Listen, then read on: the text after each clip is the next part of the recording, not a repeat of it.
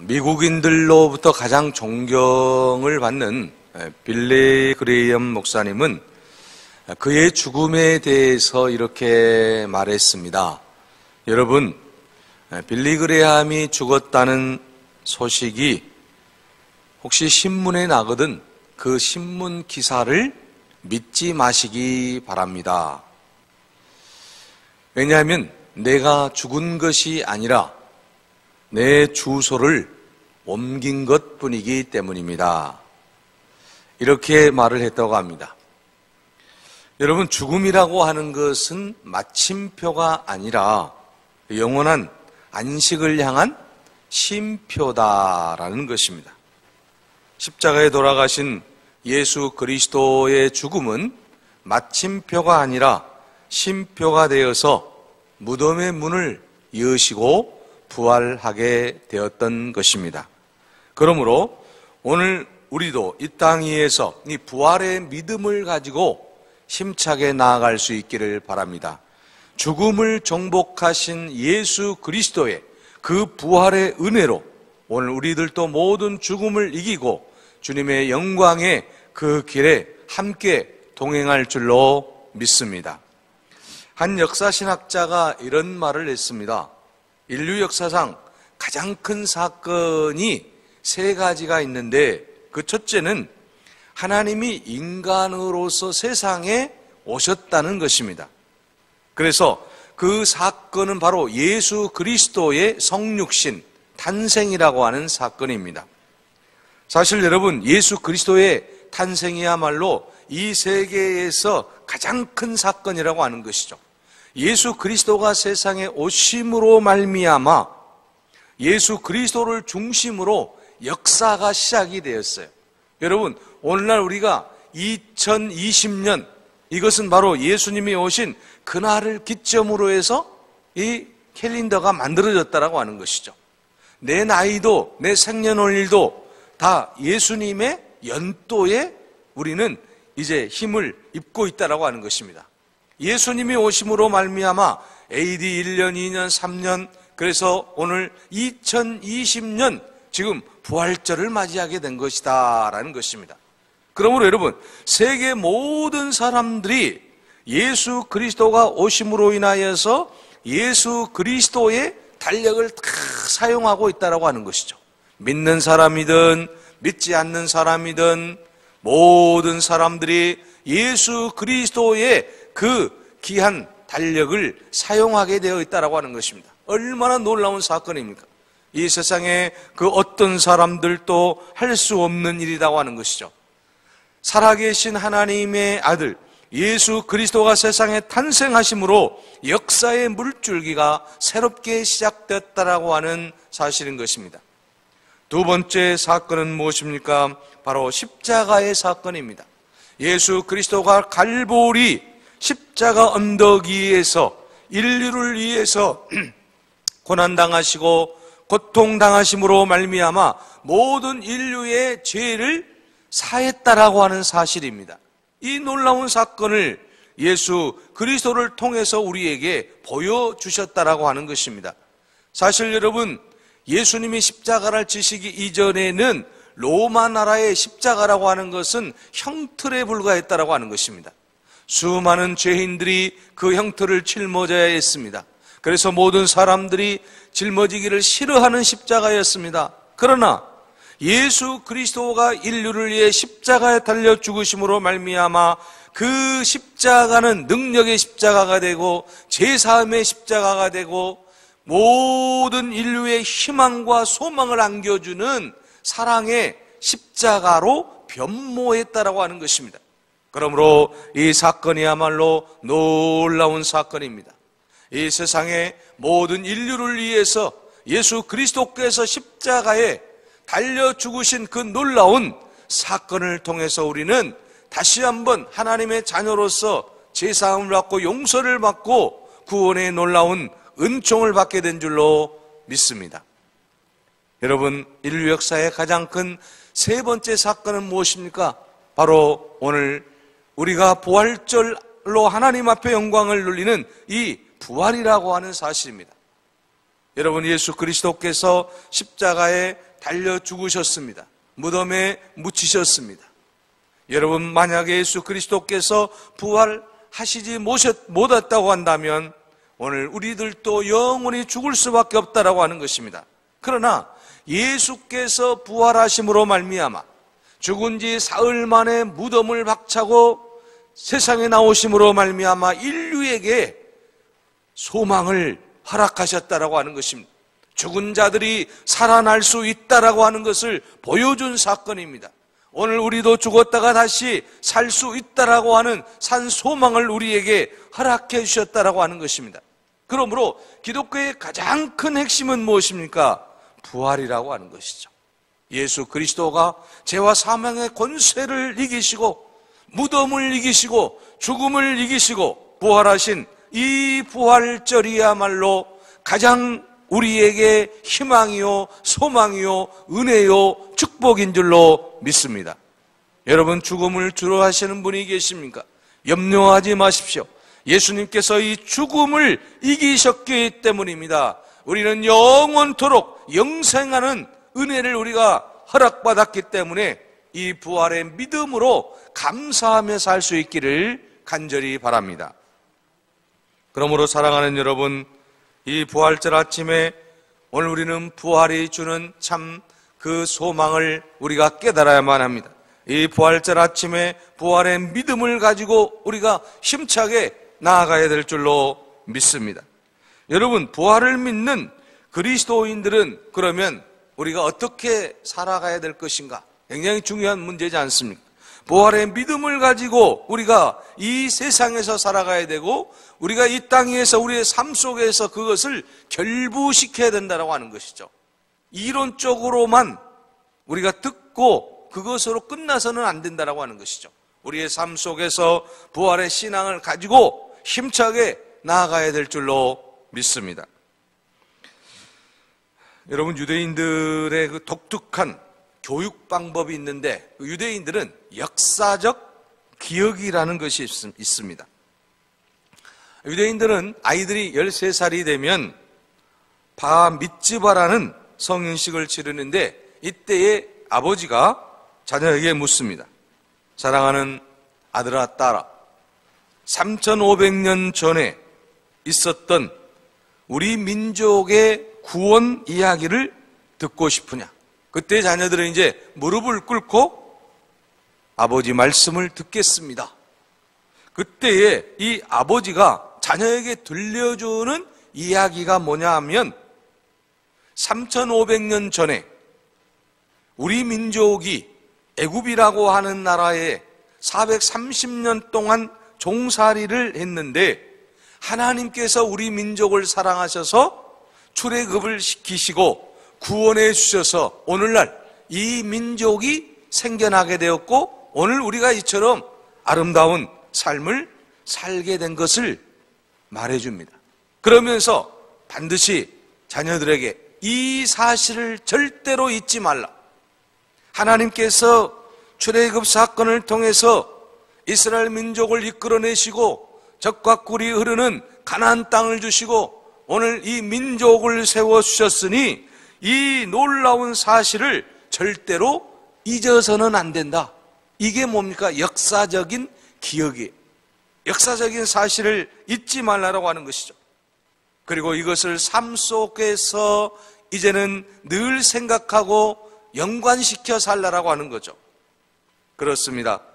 오늘 우리가 예수 그리스도께서 십자가에 달려 죽으시고 부활하신 사건이 내 삶 속에서 역사적인 기억을 통해서 날마다 살아 움직여야 된다고 하는 것이죠.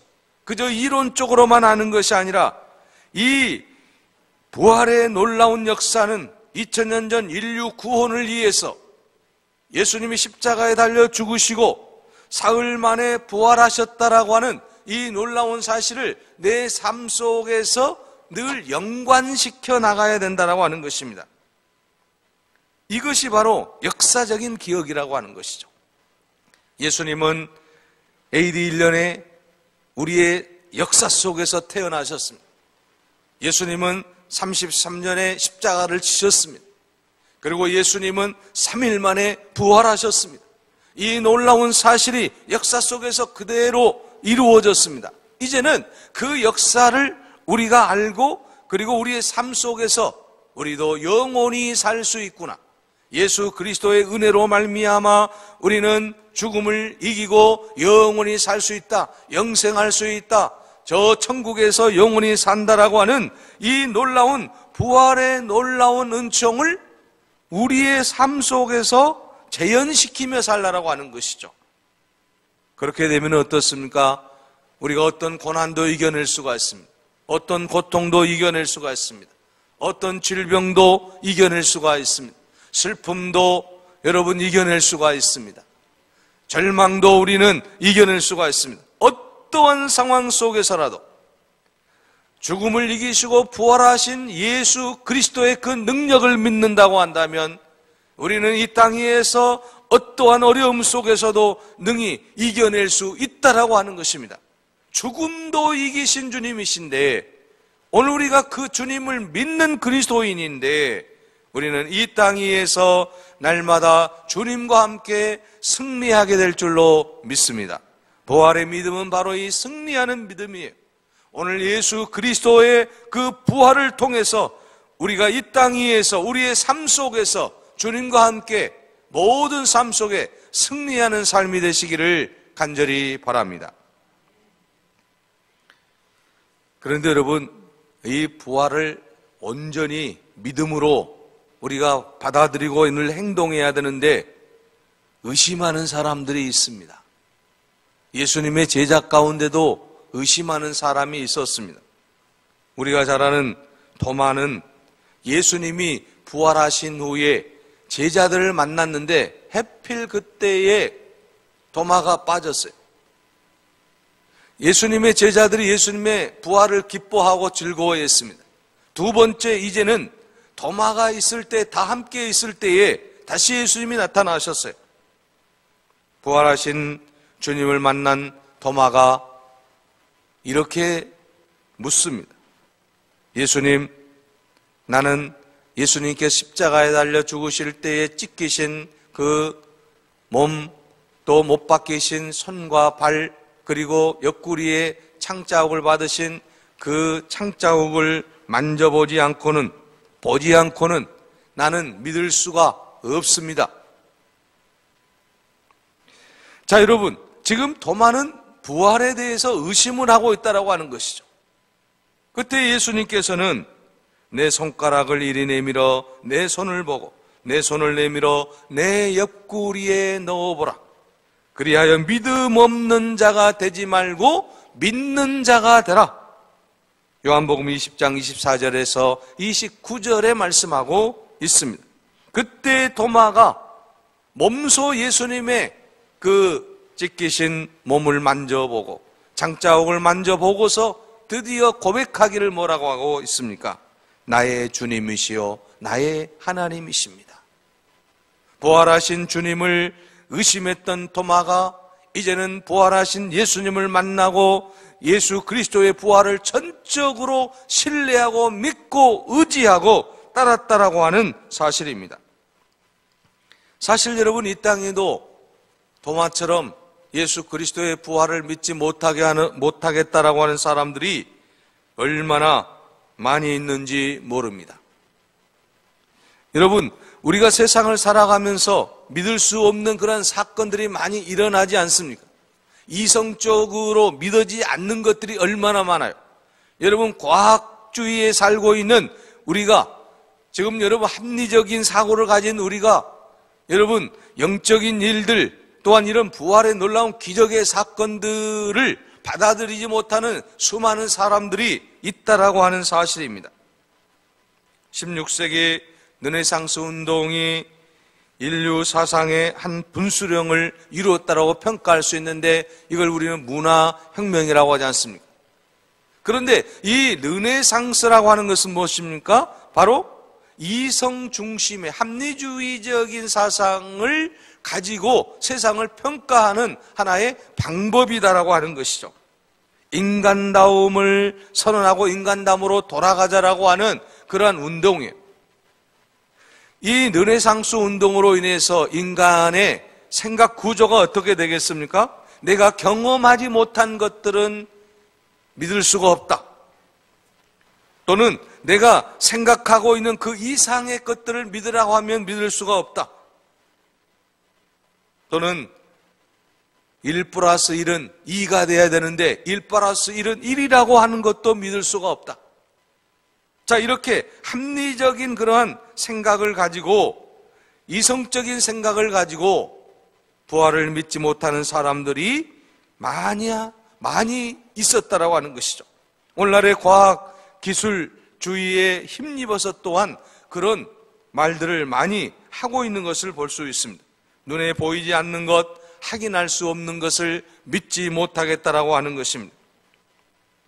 자, 여러분, 이러한 시대 속에서 오늘 우리가 어떻게 예수 그리스도의 부활을 우리가 믿을 수 있고 그 부활을 확신할 수 있겠느냐라고 하는 것입니다. 바로 그것은 오늘 본문에서 분명하게 말씀하고 있습니다. 여러분, 오늘 본문의 말씀을 보십시오. 사도들이 백성에게 말할 때에 예수님의 지금 제자들이, 부활을 목격한 제자들이 마가의 다락방에서 기도하고 성령 충만하고 이제 주님의 놀라운 은혜 가운데서 모든 백성에게 예수 그리스도의 십자가의 은혜와 부활의 놀라운 소식을 말할 때에 제사장들과 성전 맡은 자와 사두개인들이 이르러 예수 안에 죽은 자의 부활이 있다고 백성을 가르치고 전함을 싫어하여서 그들이 어떻게 했습니까? 잡음의 날이 이미 저물었으므로 이튿날까지 가두었다라고 말씀하고 있습니다. 여러분, 지금 예수님의 제자들은 예수 안에 죽은 자의 부활이 있다라고 백성을 가르치고 지금 전하였던 것입니다. 사도 바울도 고린도전서 15장 3절에서 4절에 보면 내가 받은 것을 먼저 너에게 전하였노니 이는 성경대로 그리스도께서 우리 죄를 위하여 죽으시고 장사 지낸 바 되었다가 성경대로 사흘 만에 다시 살아났다라고 말씀하고 있습니다. 여러분, 성경을 자세히 살펴보게 되면 부활은 초대교회의 설교와 전도의 핵심 내용이었어요. 그러니까 여러분, 초대교회의 설교라고 하는 것은 뭡니까? 예수님이 십자가에 달려 죽으셨습니다. 예수님이 사흘 만에 부활하셨습니다. 이 예수님을 믿어야 됩니다. 우리도 부활해야 됩니다. 이런 내용이었다라고 하는 거죠. 단순했다라고 하는 거죠. 또 여러분, 초대교회의 사도들과 크리스찬들이 이 복음을 전할 때에 한결같이 강조하는 것이 무엇이겠어요? 부활이라고 하는 것이죠. 설교 주제에도 부활입니다. 또 복음을 전할 때에도 이 부활이라고 하는 것이죠. 다시 말하면 세상에서 들을 수 없는 복음이라고 하는 것이죠. 복된 소식이라고 하는 것입니다. 기쁜 소식이라고 하는 것입니다. 죽음을 정복하지 못했던 인간에게 희망을 주는 거잖아요. 소망을 주는 거잖아요. 그래서 사망 권세를 이기시고 다시 살아나신 이 예수 그리스도의 부활과 예수 그리스도의 다시 살아나심을 그들이 계속해서 증거했다라고 하는 사실입니다. 그런데 여러분, 제사장들과 사두개인들, 성전 맡은 자들이 여러분, 이러한 예수 그리스도의 부활의 메시지를 전하는 것을 싫어했다라고 하는 것이죠. 오늘날에도 여러분, 바로 제사장들과 또 사두개인들과 같은 사람들이 얼마나 많이 있는지 모릅니다. 예수 믿지 않는 사람들, 또 난 크리스찬들, 또한 이제 예수 그리스도를 믿는 사람들을 싫어하는 무리들이 얼마나 많이 있습니까? 이들은 이러한 아름다운 소식을 전하는 것을 싫어한다라고 하는 것이죠. 그래서 그들은 권력을 가지고 힘을 가지고 지금 그들을 잡아서, 사도들을 잡아서 가두었는데 이튿날까지 가두었다라고 말씀하고 있습니다. 그런데 놀라운 것은 여러분, 이 부활의 소식을 전했는데 4절 말씀을 보십시오. 말씀을 들은 사람 중에 믿는 자가 많으니 남자의 수가 약 5천이나 되었더라. 부활의 놀라운 능력이에요. 부활의 믿음을 가지고 지금 예수님의 제자들이 말씀을 가르칩니다. 말씀을 선포합니다. 그것을 싫다고 지금 제자들을 다 가두어 두었습니다. 그런데 그 이튿날을 가두었는데 그 다음 날을 보니까 말씀을 듣는 사람들이 얼마나 많은지, 남자의 수가, 믿는 자가, 이 부활을 믿는 자가 5천이나 되었다라고 말하고 있습니다. 여러분, 초대교회 역사상 가장 많은 인원이 예수 믿는 사건을 기록한 말씀이 사도행전 4장 4절 말씀이에요. 3,000명씩 예수를 믿었습니다. 이제는 사도행전 4장에서는 5,000명이 예수를 믿었는데, 그 놀라운 역사적인 사건은 무엇입니까? 죽은 자의 부활을 전할 때였습니다. 예수 그리스도의 부활을 전할 때에 그들이 예수 그리스도를 믿고 그들이 주님의 은혜에 감격하게 되었다라고 하는 사실입니다. 그러므로 사랑하는 여러분, 오늘 우리가 전해야 될 복음은 무엇입니까? 예수 그리스도의 부활이라고 하는 것입니다. 죽었다가 다시 살아나신 이 놀라운 승리의 말씀을 우리가 전할 때 놀라운 역사가 일어나게 되고 수많은 영혼이 주께로 돌아오는 축복을 허락해 주실 줄로 믿습니다. 남자의 수만 약 5천이라고 했으니 여자의 수까지 합치면 얼마나 많겠습니까? 어린아이들까지 합치면 더 많은 숫자가 있을 것 아니겠습니까? 당시의 계산법은 남자만 계산을 했어요. 그러므로 여러분, 오늘 우리가 사도행전 4장 4절 말씀을 통해서 알 수 있는 것은 무엇입니까? 부활의 믿음을 가졌던 사도들에 의해서 주의 놀라운 능력의 역사가 일어나게 되었다라고 하는 것입니다. 오늘날에도 이 부활의 말씀을 전함으로 말미암아 수천 수만이 예수 그리스도께로 돌아오는 놀라운 역사가 오늘날에도 지구촌 각처에서 일어나고 있다라고 하는 사실입니다.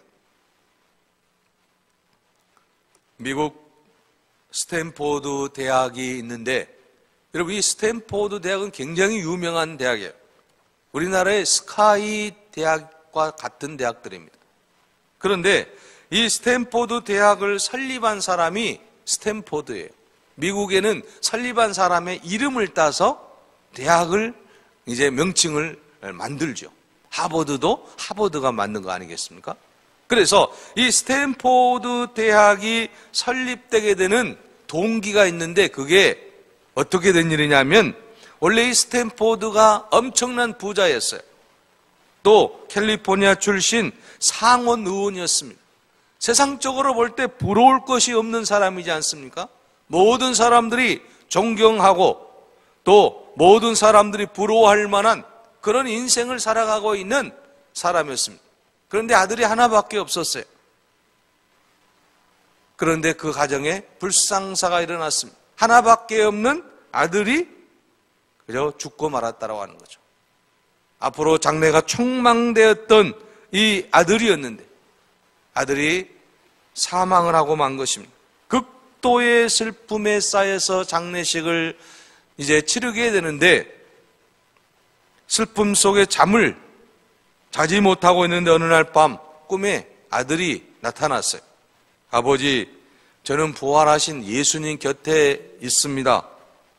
저 대신 이 땅의 청년들을 도와주시기 바랍니다. 이 환상을 보고 이 스탠포드의 인생관이 바뀝니다. 죽음이라고 하는 것이 끝이라고 생각을 했어요. 사랑하는 아들이 죽었으므로 모든 것이 다 자기 인생은 끝이라고 생각했어요. 돈도 필요 없다, 명예도 필요 없다, 이제 모든 것이 다 끝이라고 생각을 했는데, 환상 중에 그의 꿈속에서 부활하신 예수님 곁에 있습니다. 염려하지 마십시오.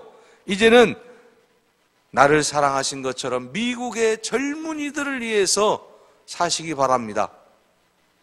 그래서 그는 아들의 그 소원을 들어주기로 다짐을 하고, 당시 거액인 2천만 달러, 약 200억 원을 투입을 해서 이 스탠포드 대학을 설립해서 어려운 학생들을 돕는 일에 전력을 기울였다라고 합니다. 자, 여러분, 이 부활의 믿음이 그의 삶을 완전히 변화시켰습니다.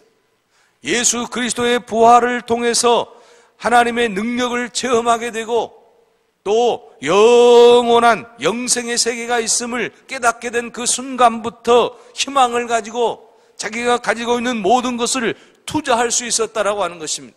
그래서 그는 스탠포드 대학을 설립하고 미국의 수많은 젊은이들을 길러내는, 인재를 길러내는 그런 아름다운 일에 큰 역할을 감당하게 되었다라고 하는 말씀인 것입니다.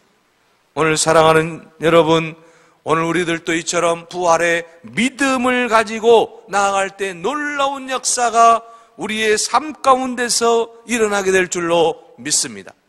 예수 그리스도의 제자들이, 사도들이 백성들에게 이 부활의 놀라운 소식을 전할 때 수천이 예수 그리스도께로 돌아오는, 수만이 예수 그리스도께로 돌아오는 놀라운 능력의 역사가 있었던 것처럼 오늘 우리들도 이 부활의 믿음을 가지고, 이 부활의 능력을 가지고 힘차게 나아갈 수 있기를 바랍니다. 우리의 삶 속에 살아 역사하시는 살아계신 우리 주님께서 우리와 함께 하실 줄로 믿습니다. 이제 주님의 그 부활의 능력을 의지하고 믿음으로 힘차게 나아갈 수 있기를 바랍니다.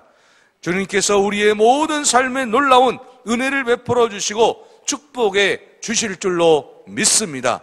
무덤에 계시지 아니하시고 다시 살아나신 예수 그리스도, 그 그리스도의 능력으로 이 땅 위에서 가장 아름다운 인생이 되시기를 간절히 바랍니다. 기도하겠습니다.